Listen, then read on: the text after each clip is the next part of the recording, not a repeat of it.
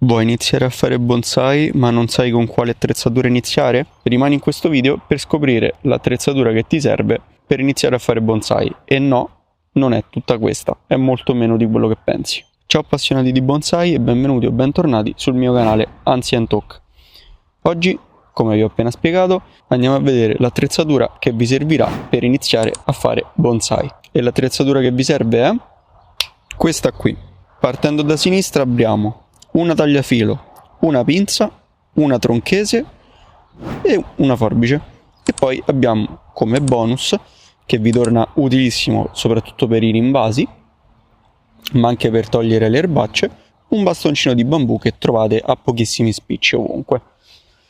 Partirei dalla forbice. Voi ora non fate caso ai brand che vedete perché sto ancora sperimentando.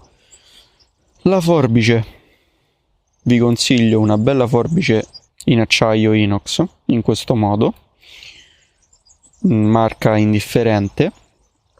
Di tutte queste cose vi sconsiglio di iniziare con attrezzatura giapponese, non perché non sia buona, ovviamente, sono buonissimi, ma più che altro perché hanno costi veramente alti, quindi vi direi di iniziare con un qualcosa di più economico, magari sui 30, 40, 50 euro a pezzo, senza andare sulle attrezzature giapponesi che poi magari sfociano anche in centinaia di euro, sempre al pezzo. Quindi, come dicevamo, forbice a cosa serve? Serve a fare la potatura, quindi a tagliare piccoli rametti e foglie. Esistono di varie misure. Questo, se non sbaglio, è da 20 o 21 centimetri orientativamente. Vi sconsiglio di acquistare, soprattutto di forbice e troncafilo, questi modelli qui, non tanto quelli di colore nero che sono ricoperti in carbonio, ma quelli che trovate praticamente nella maggior parte dei garden e anche in alcuni centri bonsai, soprattutto perché, come vedete qui, si piegano e quindi poi non vanno più a chiudere bene, a parte che sono durissime. Guardate con quanta difficoltà apro e chiudo, mentre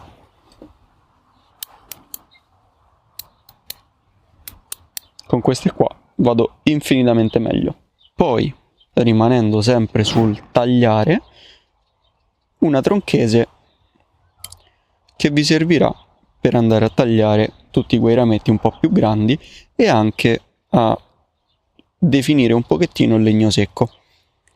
Anche qui la potete cercare su internet ovunque, magari cercate una buona attrezzatura cinese e comunque a prezzi onesti potete trovare attrezzatura interessante. Questa qui per esempio io l'ho da quando ho iniziato, quindi 4-5 anni, e mi sono trovato abbastanza bene, mentre invece per esempio le forbici le ho cambiate, come avete visto prima, perché non mi ci trovavo bene. Mi raccomando, deve avere questa forma. C'è anche la versione sferica che avete visto prima, che però è un po' meno utilizzata, invece questa qui serve proprio a fare i tagli precisi. Poi una troncafilo, questa qui come dicevo prima l'ho presa in un garden e si vede, è una qualità un po' bassa, ne trovate di tante migliori e vi consiglio di prendere dei migliori, perché soprattutto se dovete andare a tagliare il rame anche con diametro di 2-2,5 mm comincia ad essere un po' un problema, più che altro potrebbe rovinarsi e iniziare a tagliare male. Stessa cosa se utilizzate alluminio molto grande, però tutto sommato ancora funziona, quindi non l'ho ancora cambiata, però inizio ad avere qualche difficoltà. Poi bastoncino sacrosanto, ne ho comprati tantissimi a pochissimo prezzo e come vedete eravamo partiti che era fatto in questo modo e siamo arrivati che è fatto in questo modo qui. L'ho consumato veramente tanto a suon di rinvasi e togliendo le erbacce, che questo lavoro lo fa egregiamente e per aver speso così poco il risultato è veramente ottimo. E infine passiamo alla pinza. La pinza è ottima, veramente utilissima per mettere e togliere il filo. Mi raccomando, cercate modelli che sono seghettati fino a sopra, perché vi mantengono meglio la presa. Anche questa l'ho presa da pochi anni, forse un paio d'anni, mi ci trovo veramente bene.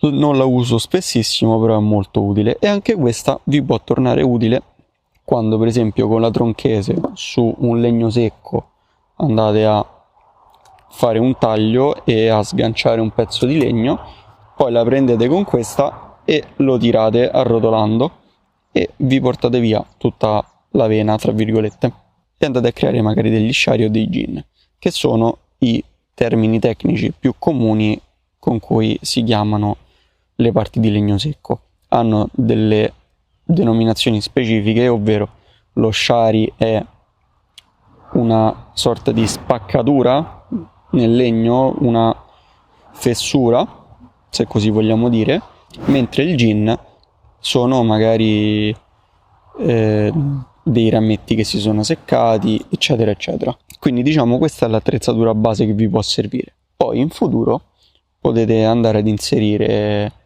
altre cose, come per esempio una fessuratrice oppure delle sgorbie, come in questo caso, che vi servono sempre per lavorare il legno secco, oppure ancora un coltello da innesto, per esempio, che a me ogni tanto torna veramente utile.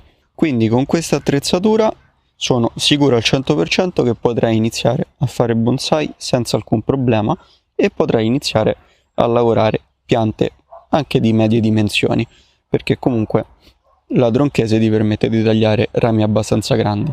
Poi magari vi farò una spiegazione sul filo per filare i rami dei bonsai e dare l'impostazione, dove vi servono questi due, ovvero la tagliafilo e la pinza, e vi farò vedere come si applica, anche se l'ho fatto vedere in tanti video, quindi semmai andatevi a recuperare sul mio canale senza che aspettate più avanti, perché non so quando usciranno quei video. Comunque io sono abbastanza sicuro che con questa attrezzatura non avrete problemi di alcun tipo. Se vi va, lasciatemi un commento dicendomi se utilizzate già questa attrezzatura, se vi è stato utile questo video per trovare dei consigli interessanti. Una cosa importante per forbici e tronchesi e tutto ciò che va a tagliare sulla pianta: ricordatevi di disinfettare bene le lame, o con la fiamma bella accesa, standoci un po' sulla lama, oppure andandole a pulire con dell'alcol. Questo è molto importante per non portare patogeni, soprattutto funghi e batteri, da una pianta all'altra. Ricordatevelo, questo è fondamentale. Se vi va, lasciate un mi piace, condividete questo video con i vostri amici appassionati di bonsai e che stanno approcciando soprattutto al mondo del bonsai, e rimanete connessi perché domenica prossima ci sarà un video lavorazione come al solito, e la domenica successiva uscirà un video in cui vi vado a spiegare le basi della concimazione, che è uno degli argomenti più importanti e che mi avete chiesto anche nei commenti di altri video precedenti di questa serie. Detto ciò, io vi ringrazio per la visione e per essere stati qui con me anche oggi, e noi ci rivediamo domenica prossima, ore 19. Buon bonsai!